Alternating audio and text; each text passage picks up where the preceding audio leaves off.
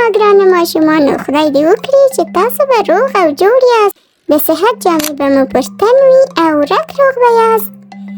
نن به بیا تاسو د یوې بلې کیسې په انتظار یاست. خدای دې وکړي چې د نورو کیسو په شان مو دا هم خوښه شي او په زړه پورې درته وګرځي.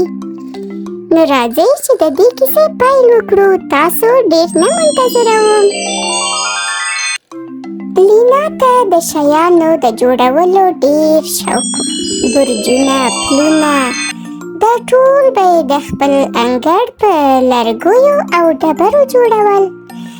هر مازدیګر به چې له ښوونځي نه راغله نو یو سطل به یې راواخیست او د خیالونو نړۍ ته به ولاړه. خو یوه خبره وه چې لینا ته هیڅ مهمه نه وه. هغه دا وه چې هیڅکله به هغې واړه شیان نه لیدل، لکه میږي، کوچنۍ حشرې. دا ټول به یې تر پښو لاندې کول او هیڅ نه محسوسول چې هغه هم ژوندي شیان دي او که نه. خو یوه ورځ هغوی لینا ته پام وکړ. لینا یو وړوکی ډبرین تونل جوړاوه. یوه تیږه یې راواخیسته خو هغه چپه شوه. د ډبر یو دروند ډاز غږ راووت. تیږه سمه د میږو په قطار ولوېده. لینا لږ شیبه حیرانه شوه خو بیا یې احساس کړ چې هیڅ څه نه دي. لینا ځان سره وویل او دا خو یوازې میږي دي، خیر ده چې پرې وغورځېده. او بېرته یې خپل کار ته دوام ورکړ. خو د میږو نړۍ خرابه شوې وه. تونلونه یې ویجاړ شوي وو، لارې بندې شوې وې او میږي خپاره وو او چیغې وهلې. لینا د دې هیڅ څه په کیسه کې نه شوه او کار چې خلاص شو نو ولاړه او ویده شوه. لینا یو خوب ولید او په خوب کې داسې وړه شوې وه چې د وښو پاڼې ورته ونې ښکارېدې او کوچنۍ ډبرې ورته غټ غرونه ښکارېدل. یو ناڅاپه سلګونه میږي راڅرګند شول. میږي ډېر په غوسه و او ویې ویل دا د هغه غټه جینۍ. هغوی د جولاګانو په تارونو باندې لینا وتړله او د پیچلو تونلونو له لارې یو ځای ته بوتله. هغوی محکمه پرې شروع کړه. یوه ښکلې خونه چې د ښایسته کرسټالونو نه جوړه شوې وه، په منځ کې د میږو ملکه ناسته وه، د بورې پر یو تخت باندې. د میږو ملکه چې کله لینا ولیده نو ډېر په غوسه یې ورته وویل تا زموږ لاره ورانه کړې لینا، زموږ کورونه تا خراب کړي.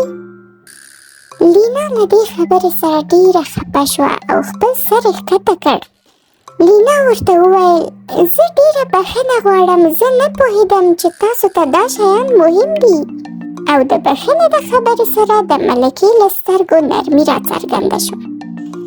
د میږو ملکې لینا ته وویل که چېرته ته رښتیا خواشینې یې نو راځه زموږ سره مرسته وکړه.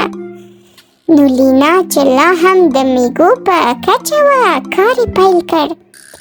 هغې داسې وړې وړې ټوټې پورته کولې چې ورته غټ خټکي ښکارېدل. هغې ډبرې راوړې او خراب شوي تونلونه یې ورغول. هغې د میږو اشارې هم زده کړې، څنګه چې هغوی خپل شاوخوا پیغامونه ورکوي لکه هو، خطر ده، مننه. دا ټول لینا له میږو څخه زده کړل.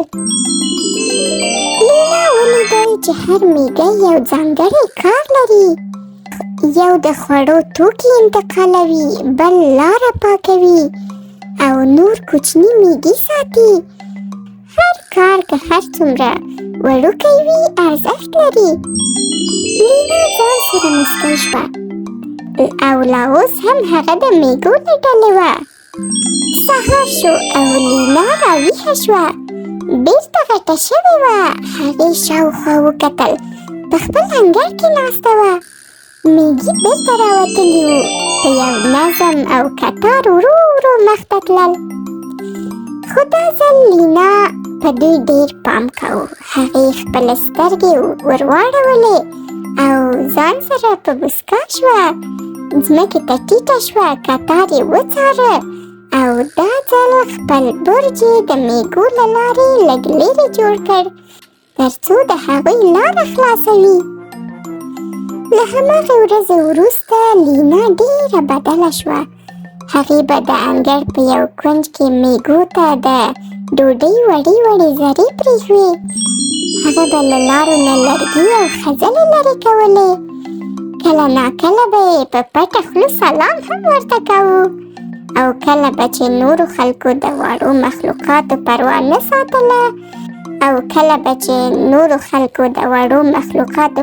نه ساتله نو لینا به هغوی ته نصیحت کوو چې واړه مخلوقات هم ارزښت لري.